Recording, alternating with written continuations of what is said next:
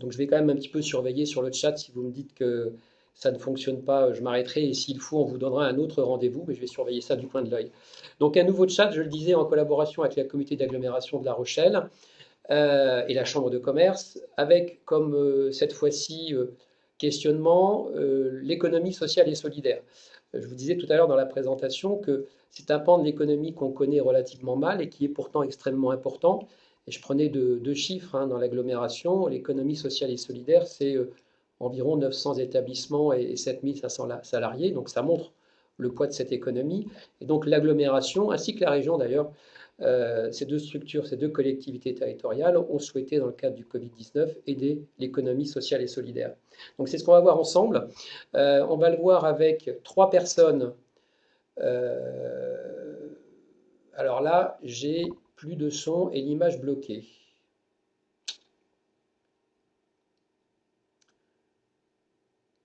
On me dit plus de son et image bloquée.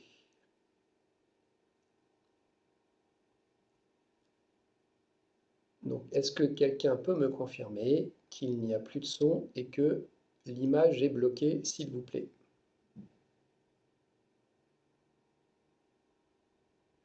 Ah, alors Benoît Verret me dit que tout fonctionne. Bon, bah ok, je continue. Ok, je continue. Fonctionne très bien, image plus son, d'accord. Donc je disais, et puis on va avoir, alors vous le savez maintenant, vous êtes un peu habitués, vous allez avoir trois personnes qui vont répondre au chat, aux questions écrites.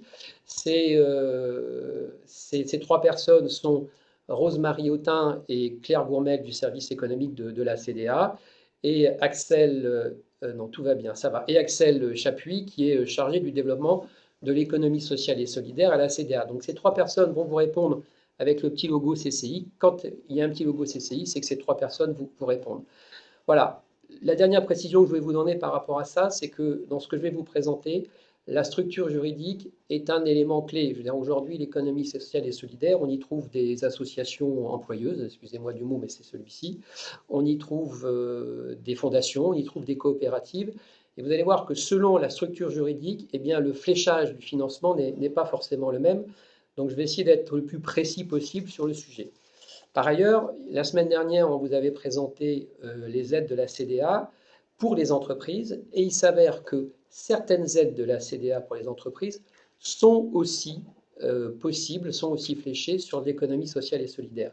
Donc je vais faire rapidement un feedback des trois aides de la CDA sur les entreprises et puis après on viendra sur l'aspect purement économie sociale et solidaire. Dans ce que je vous ai expliqué la semaine dernière, donc je vois que tout fonctionne à nouveau, ok. Dans ce que je vous ai expliqué la semaine dernière, la première aide de la CTA concernait les entreprises naissantes. Pourquoi je vous parle de ça? Parce que si vous êtes une coopérative et que vous avez créé ou commencé votre activité, vous êtes à la tête d'une coopérative qui a commencé ou créé son activité entre le 1er janvier 2020 et le 16 mars, date du confinement, que votre siège est dans l'une des 28 communes de la CDA, vous pouvez prétendre à un soutien financier de la part de la CDA à hauteur de 3 000 euros. Alors je sais que ça concerne probablement très peu de cas, il y a probablement très peu de coopératives qui se sont créées. J'insiste bien sur le terme de coopérative, sur cette aide-là, qui se sont créées dans les laps de temps, mais on souhaitait vous le dire. La procédure est toute simple. La procédure, c'est le site internet de l'agglomération, vous allez voir, et dans la rubrique aide aux entreprises, eh bien, vous pouvez déposer votre dossier et vous avez jusqu'au 30 juin pour le faire. Ça, c'est pour les coopératives qui ont été créées entre le 1er janvier et le 16 mars.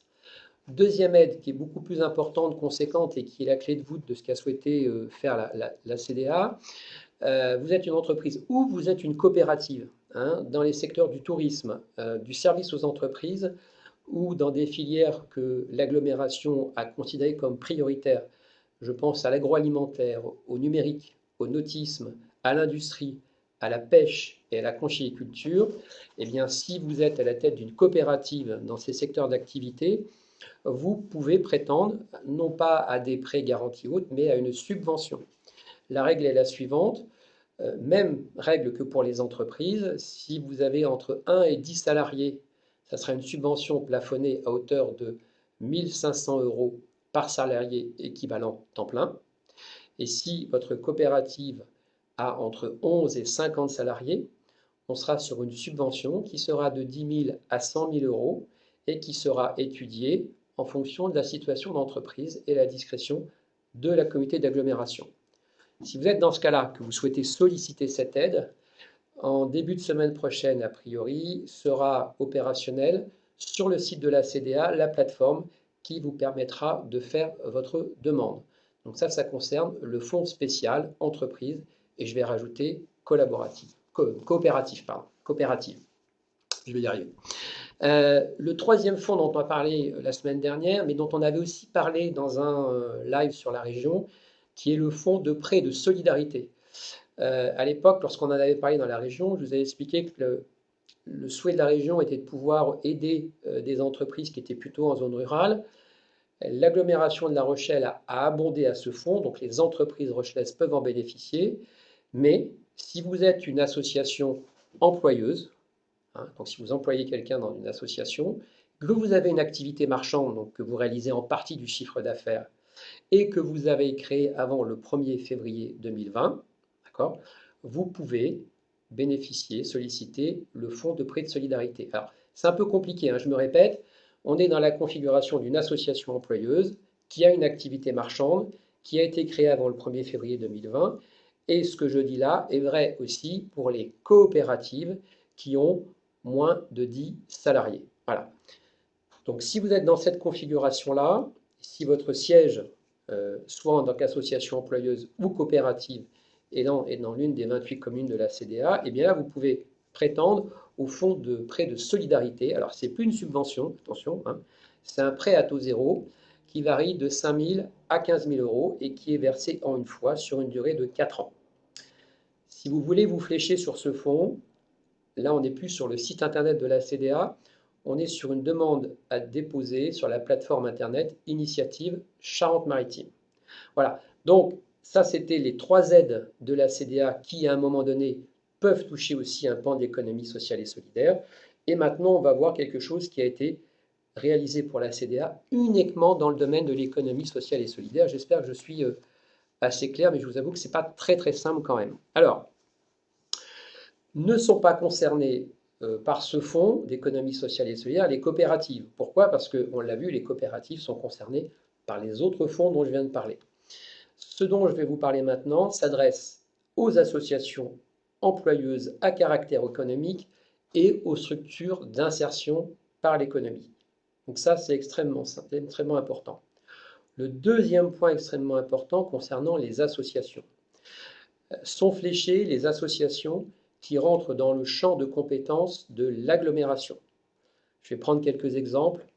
L'emploi, l'environnement, la mobilité, l'économie circulaire. Il y en a d'autres. Vous pouvez vous référer au site internet de la CDA pour avoir le champ d'intervention.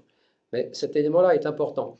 Vous êtes président d'un club de sport ou d'une association culturelle, vous ne pourrez pas bénéficier de ce fonds-là. Il faut quand même dire les choses clairement, on est bien dans les champs de compétences de l'agglo.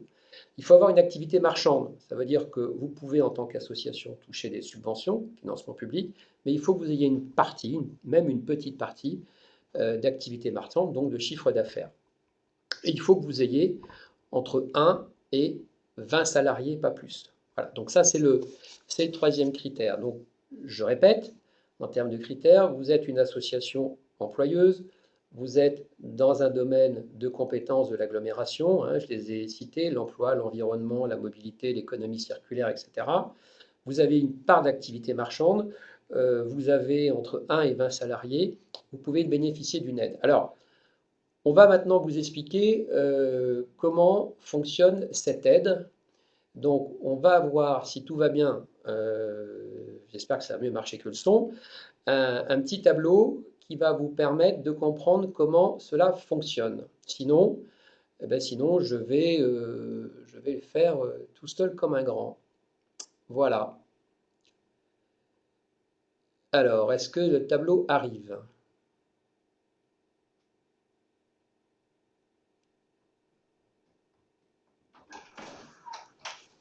Donc, le tableau va arriver. Voilà. Alors, donc, vous avez à côté de moi, là, un exemple de calcul. Cet exemple de calcul, il fait référence à 2 cas. Je vais prendre le temps pour bien vous l'expliquer.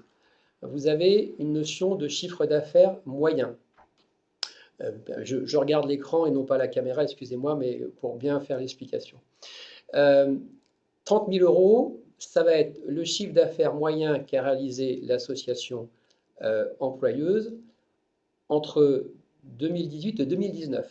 D'accord? Donc, vous cumulez votre chiffre d'affaires marchand 2018-2019, vous le divisez par 2 et vous allez avoir un chiffre d'affaires annuel moyen. Ce chiffre d'affaires annuel moyen, vous le divisez par 12, donc on va se retrouver avec un chiffre d'affaires mensuel. En l'occurrence, dans mon cas, il est de 2500 euros. Ces 2500 euros, on va en prendre 3/12. Pourquoi? Parce que 3 mois, mars, avril, mai. Donc, on va avoir 3500 euros multiplié par 3 mois, 7500 euros. Donc ça, c'est la part de chiffre d'affaires moyen que vous auriez dû faire pendant la période de confinement. L'agglomération prend en charge 75% de ces 7500 euros. Donc, en l'occurrence, dans mon premier calcul, 875 euros. Dans le calcul du dessous, alors peut-être me dire sur le chat si vous avez bien compris la démonstration, comme ça je pourrais le refaire si c'est nécessaire. Dans le calcul du dessous, juste en dessous, on est sur un autre cas, avec un chiffre d'affaires moyen sur les 2 dernières années de 42 000 euros, qu'on ramène à un chiffre d'affaires de 3 500 euros. Ce chiffre d'affaires de 3 500 euros, on le multiplie par nos 3 mois de confinement, donc 10 500 euros.